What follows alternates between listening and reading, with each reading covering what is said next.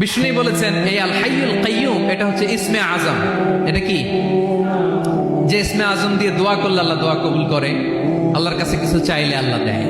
এক সাহাবী দোয়া করতেছে ইয়া হাইয়ু ইয়া কাইয়ুম, বিষ্ণু নবী বলে এই সাহাবী তো ইসমে আজম দিয়ে দোয়া করতেছে। তাহলে দোয়ার সময় বলবেন ইয়া হাইয়ু ইয়া কাইয়ুম, পারবেন? বলেন ইয়া হাইয়ু ইয়া কাইয়ুম।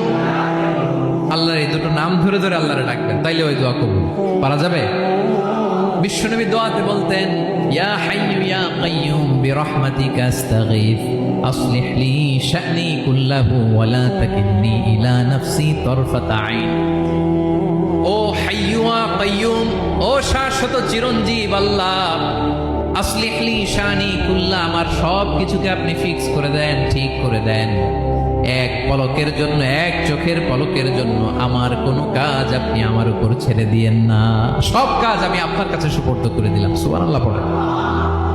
তাহলে দুই নাম্বার কথা, আল্লাহ শুধু আমাদের ইলাহি নন, তিনি হচ্ছেন আল হাই, চিরঞ্জীব, তিনি হচ্ছেন আল কাইয়ুম, নিজেও স্বয়ং সম্পূর্ণ, অন্যকেও রক্ষণাবেক্ষণ করেন। আলহামদুলিল্লাহ পড়েন।